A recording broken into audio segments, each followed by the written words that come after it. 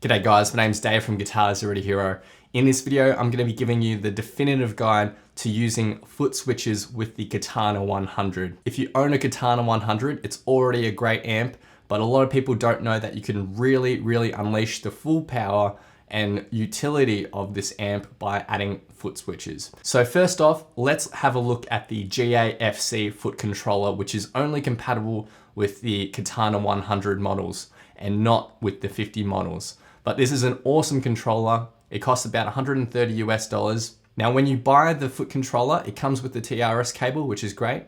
One thing to note though is that the labeling on that pedal is incorrect for the Mark II models of the Katana. There is a fix for that though, because when you buy the Katana 100 Mark II, in the box with the instruction manual should be some stickers. So you'll use those stickers on top of the GAFC, and then your labeling will be correct for the foot controller. So once you've got the correct labels on your foot controller, it's as simple as plugging that TRS cable into the GAFC port in the back of your Katana. So let's have a look at the functionality of this foot controller. So first off, quite simply, we can easily switch between our 4 presets in Bank A by just switching between them.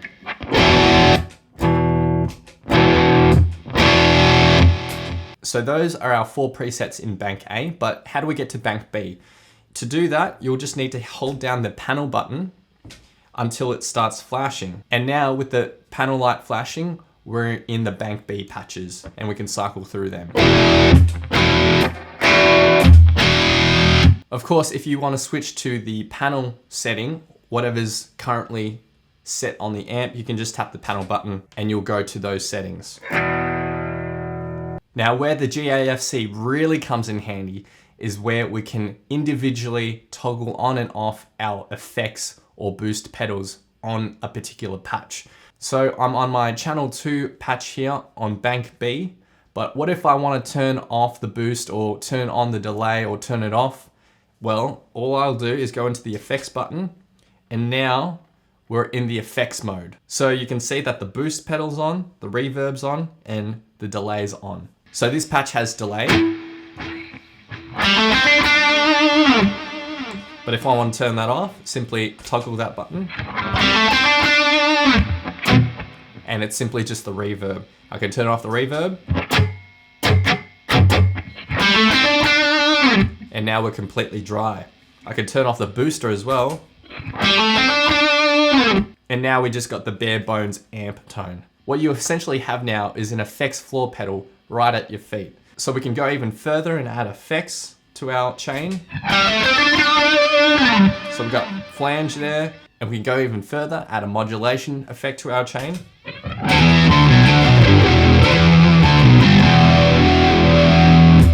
So that's the GAFC as a standalone foot switch, but we can extend that even further by adding additional foot switches to the GAFC, and I'll show you how. Now on the GAFC foot switch, there's 2 jacks at the back, and they're labeled as FS1 and FS2. So we can extend this foot switch by adding extra pedals to it or expression pedals to it. So first off, I'm going to demonstrate by adding this FS6 to those 2 jacks. So I'm going to route out of the FS1 from the GAFC into the A button here on this FS6. And for the FS2, I'm going to route that out into this B button of the FS6. Now, I do want to note that if you're using foot switches with the FS1 and FS2 port at the back of the GAFC, those foot switches need to be momentary foot switches. So they can't be latch foot switches, which is a little bit of a shame, and I'll show you why in a second. So if you have that FS6 and you're using that as those additional foot switches, then make sure at the back you've selected momentary and not latch option. Now with those 2 foot switches plugged in, you can go into the Boss Tone Studio and assign what you want those buttons to do. By default, the first button will usually switch between banks A and B, and the second button will usually default to the tap tempo. So right here, you'll be able to change the functionalities of those 2 foot switches. So you got FS1 here, and currently I've set that as the delay tap, and I got FS2 here, which I've set as booster solo. So I'll show you what that can do later in a sec. So let me demonstrate the tap tempo. So now I've got a delay that is sounding like this. But if I want it faster, I've used the FS1 switch to affect my tempo. Now for FS2, I've got that assigned as booster, solo, on or off. So if you go to the booster pedal in this particular chain of effects, you'll see over here solo level and solo switch. So basically what you can do is give yourself a bit of a boost. So if I tap this, it's going to turn the solo switch on, and then my tone gets a little bit of that solo boost if you want to play a lead part. Out of the FS1 and FS2, you can only use foot switches that are momentary foot switches. Now functionally that works fine, but the reason why I'm not a big fan of that is because you don't know whether your switch is on or off. So with that boost switch I've got on this B button, that LED isn't going to tell me whether it's on or off. It's just going to flash when you push it, but you can see on the Tone Studio that it turns on or off, but I can't see it if I'm playing live. So that's a bit of a risk there. And I guess one of the downsides of these extended foot switches, or limitations, should I say. So back to the Tone Studio, and there are other options that you can assign these buttons to, such as bank A and B, so that's one of the defaults, pedal effects on or off, and I'll show you that in a sec, send and return on or off. So if you got an effects loop, you can turn that on or you can turn it off. EQ on or off, that's self-explanatory. And then you got delay tap for your first delay, and you got delay tap for your second delay. And obviously booster solo on or off that I've just shown you. So I'll just quickly show you how the send and return on or off switch works. So I've got a looper plugged into the FX loop of this Katana 100. So I'll quickly record a loop.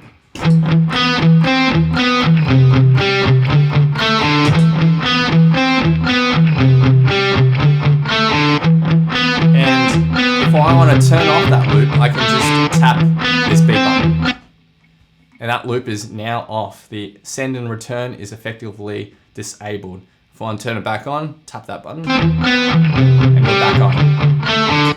Now, one little tip I have for using a looper pedal with the Katana 100 as well is that you absolutely should use the FX loop, because that will allow you to record your loop with the tone and keep all those effects when you switch to another tone, so you can solo on top of it with a different tone. Another tip is to also go into send and return on the Tone Studio and select the position as post reverb and not post amp. If you go post reverb, your loop will keep all of the reverb and delay effects of your loop. If you have it as post amp, when you record that tone and then switch to another channel, it will lose the reverb and delay. I'll show you how that works. So I've selected post amp. Let me record a quick loop with the reverb and delay.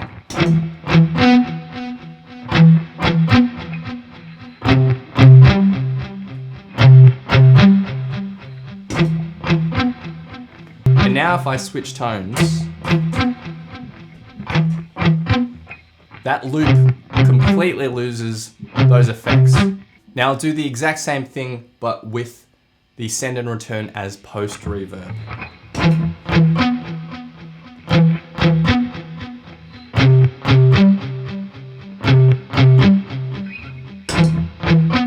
And if I switch tones,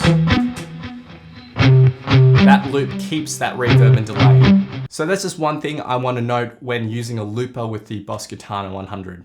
Okay, so next up, instead of using foot switches in the FS1 and FS2 port of the GAFC, we can use expression pedals here. So this is great if you want to use effects like wah, or you want a volume pedal for your setup. So in the Boss Tone Studio, you have these two sections here. So there's GAFC Expression 1 and there's GAFC Expression 2, which correspond to FS1 and FS2 at the back of the GAFC. So currently for Expression Pedal 1, I've got that function set as volume. And for Expression Pedal 2, I've got that set as pedal effects, if you have pedal effects on. So let me show you the volume. Right now it's all the way at 0. Which is awesome. Now you can pretty much control any parameter you want with your expression pedal, which is cool. So if you go into function, you can select from either volume, foot volume, or any of the effects in your chain as well. So let's, for example, go into delay, and we can affect those individual parameters of that delay pedal. So underneath here, you can see that the delay is set as preset. But what we can do is we can actually go and let's say, for example, let's affect the feedback of our delay pedal by using this expression pedal. So if my pedal's cocked all the way at 0, then technically there'd be no feedback for my delay. So there you have it. There's just one delay and then it doesn't continue on. The feedback is effectively at 0. But if I turn it up all the way to 100, that's just going to keep going. And I can just pull that back on the pedal. So using the expression pedal on top of the GAFC, you can control basically any effect or any parameter of any effect that you want, which is pretty handy. I also want to note that in terms of expression pedals that are compatible with this GAFC, pretty much any will work. So I've got the MkII EP3 here and I've got the ROLAND EV5 and they both work fine with the GAFC. However, if you're using the MkII EP3 at the back of the Katana 100, where it says expression in, that MkII EP3 isn't going to work. So just be sure to note that. So if you have a MkII EP3, it's okay through the GAFC, but it's not okay going directly into the Katana 100 at the back. Now you don't have to have 2 foot switches or 2 expression pedals. You can actually mix and match them as well. So that's what I've done in this particular setup. So out of FS1, I'm going into my A button here. And out of FS2, I'm going into this MkII EP3. So in the Tone Studio for FS1, I'll be looking at the FS section here. So you're either using a foot switch or an expression pedal, and the Tone Studio will automatically sort of detect that. So in this case, let's make our FS1 a delay tap. And for FS2, which is an expression pedal, I'll need to go over here to change the parameter. So I'll go up. Let's make that our volume. So now our expression pedal should be our volume. And our button here, which is connected to the FS1, should just be our tap tempo. Like so. And now let me run you through one last configuration. And this makes use of the expression pedal jack at the back of the Katana. So we actually have 3 connections here. We have 2 foot switches coming out of the GAFC, and we have the expression pedal coming out of the Katana. Now, as I noted before, the MkII EP3 won't work at the back of the Katana 100 or the Katana 50. So just be careful with what expression pedal you're using at the back of the Katana. Now this ROLAND EV5 works fine with that. So now I've got 3 additional controls on my GAFC. So in Tone Studio, what I've done is I've set this button, FS1, as my delay tap. I've set my FS2, this B button, as pedal effects on or off. So engaging the wah on or off. And my expression pedal at the back will be controlling my pedal effects. So let's go into pedal effects here. So we just got a cry wah, pretty standard. So now, if I want to turn on and engage that wah, I'll just hit this button. So now you'll see that the pedal effects is engaged and on, and I can use my wah.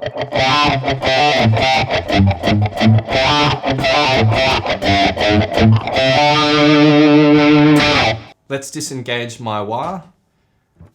And now let's test the tap tempo.